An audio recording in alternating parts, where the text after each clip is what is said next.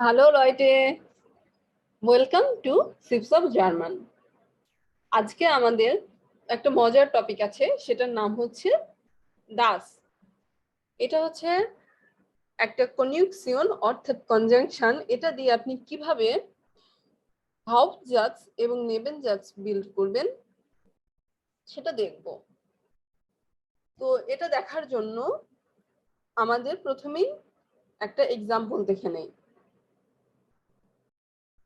Katrin ist froh, dass Einkaufen im Internet oft billiger ist. ক্যাটরিন খুশি কেন? কারণ আইনকাউফেনটা মানে কেনাকাটা ইন্টারনেটে প্রায় অনেক সস্তা হয়, এটার জন্য ক্যাটরিন অনেক খুশি।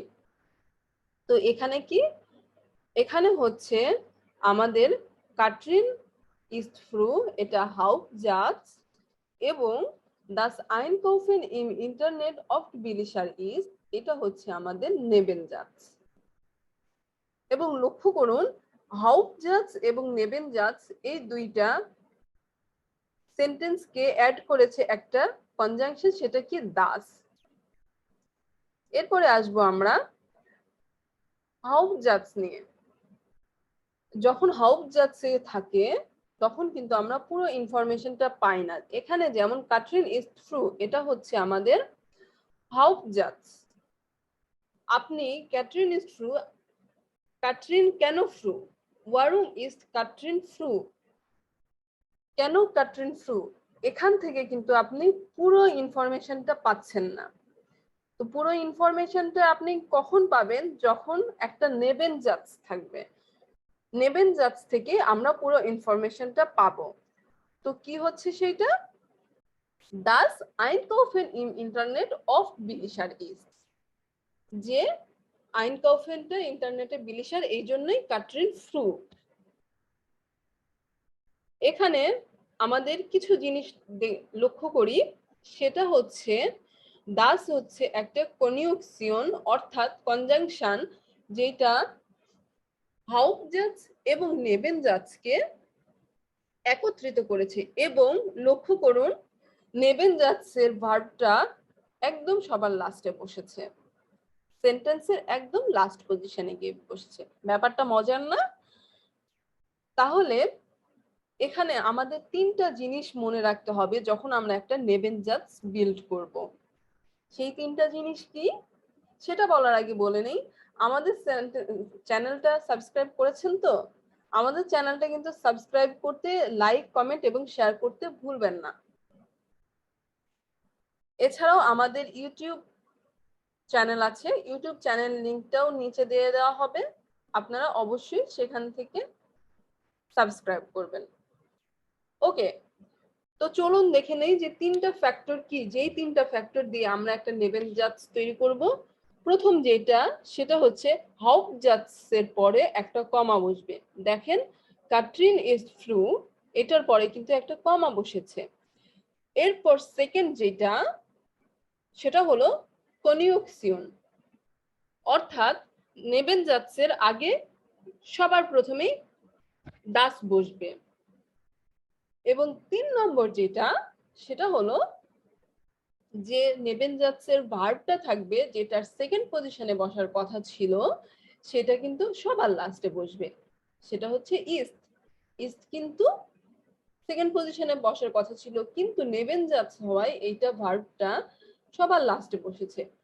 অবশ্যই একটা জিনিস মনে রাখবেন, হাউপজাতসে ভার্ব কিন্তু সবসময় সেকেন্ড পজিশনে থাকবে। এখানে কাটরিন ইজ ফ্রু, ইস্ট কিন্তু ভার্ব, এবং এই ভার্বটা সেকেন্ড পজিশনে বসেছে। হিয়ার ইজ দ্য নক আইন বাইশপিল, এটা হচ্ছে আরেকটা example. Es ist schön, dass du die Prüfung bestanden hast. এটা ভালো যে তুমি এক্সামে পাশ করেছো। তাহলে কি, মনে আছে তো কি কি বলেছিলাম, যে তিনটা ফ্যাক্টর দিয়ে আপনি নেবেনজাতস তৈরি করবেন? এক্স্যাক্টলি, ঠিক বলেছেন। সেটা হচ্ছে যে হাউপজাতসের পরে একটি কমা থাকবে, এরপর নেবেনজাতসের শুরুতেই দাস থাকবে, এবং নেবেনজাতসের একদম শেষে ভার্ব বসবে। এখানে hast হচ্ছে হিলস ভার্ব, হিলস ভার্ব, এবং এই ভার্বটা কিন্তু সেকেন্ড পজিশনে বসার কথা ছিল, কিন্তু নেবেনজাচ্ছে হওয়ায় অর্থাৎ দাস দিয়ে সেন্টেন্স হওয়ায় এই ভার্বটা কিন্তু একদম লাস্ট পজিশনে বসেছে। আশা করি ব্যাপারটা আপনারা একদম ক্লিয়ার হয়ে গিয়েছেন। হিয়ার ইজ দাস নখ আন্দারে জাতস। এখানে আমরা আরেকটা সেন্টেন্স দেখি। Er findet es gut, dass die Kollegen über das Internet anrufen. তার এটা ভালো লেগেছে যে তার কলিগ তাকে ইন্টারনেটের থ্রুতে কল করেছে। এখানে আনরুফেন হচ্ছে ট্রেন বারে ভার্ব। আমি আশা করি আপনারা A2 যেহেতু করছেন, A1 এ অবশ্যই ট্রেন বারে ভার্ব শিখে এসেছেন। সো ট্রেন বারে ভার্ব নিয়ে যদি আপনাদের কোনো কনফিউশন থেকে থাকে তাহলে আমাকে কমেন্টে জানাবেন, তাহলে আমি ট্রেন বারে ভার্ব নিয়ে একটা ভিডিও বানাবো আপনাদের জন্য।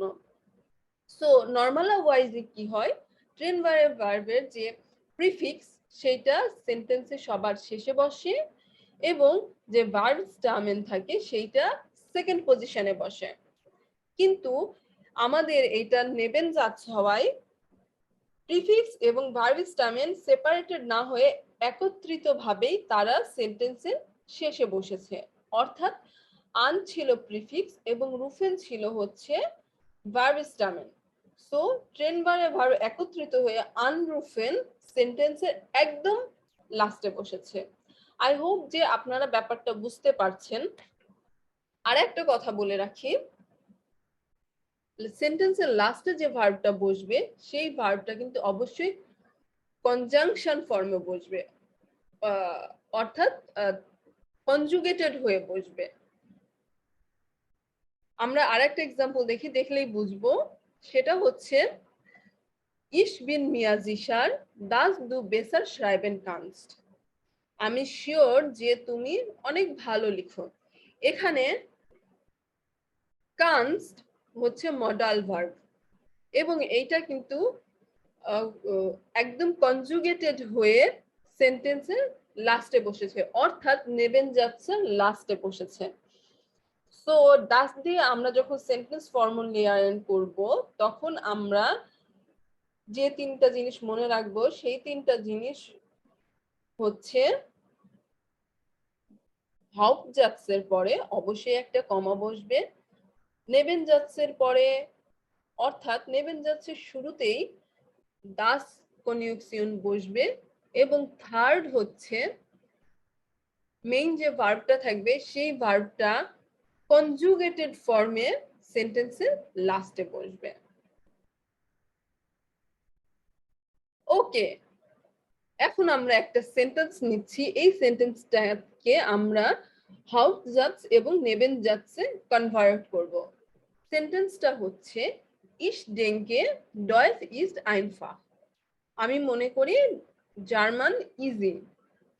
তো এই সেন্টেন্সটাকে আপনাদের কাজ হলো হাউপজাটস এবং নেবেনজাটসে কনভার্ট করা। তো আপনারা এই সেন্টেন্সটাকে কনভার্ট করেন তো হাউপজাটস এবং নেবেনজাটসে। ইয়েস, একদম ঠিক বলেছেন। সেন্টেন্সটা হবে হচ্ছে ইশ ডেঙ্কে দাস ডয়েস আনফাক ইস্ট। এবং দেখেন এখানে কিন্তু আমরা যে তিনটা ক্রাইটেরিয়া ফিল আপ করা লাগবে একটা নেবেনজাটস ফিল আপের জন্য, সেই তিনটা ক্রাইটেরিয়াই ফিল আপ করেছি। ইউবুং, এখন একটা এক্সাম্পল করব আমরা, আপনাদেরকে এক্সাম্পলটা দিয়ে দিব, আমরা ঠিক করব না, এই কাজটা আপনাদের থাকবে। সেটা হচ্ছে এস ইজ উইশটিশ, এটা হচ্ছে হাউপজাটস। এটা নেবেনজাটসটা কি হবে এইটা আপনারা আমাকে কমেন্ট করে দেখাবেন যে এটা নেবেনজাটসটা এইটা হবে। আশা করি আপনারা দাস দিয়ে কিভাবে নেবেনজাটস তৈরি করবেন সেটা একদম ক্লিয়ারলি বুঝতে পেরেছেন। যদি কোনো প্রশ্ন থেকে থাকে তাহলে আমাদেরকে কমেন্ট করে জানাবেন যে আপনারা এটা বুঝতে পেরেছেন কিনা। যদি বুঝতে ঠিকমতো না পারেন তাহলে আরেকবার ভিডিওটা দেখবেন, আশা করি ভালো মতো বুঝতে পারবেন। ডানকে, থ্যাঙ্কস ফর ওয়াচিং। দেখা হবে নতুন কোনো ভিডিও নিয়ে। আউফ উইডাজেন।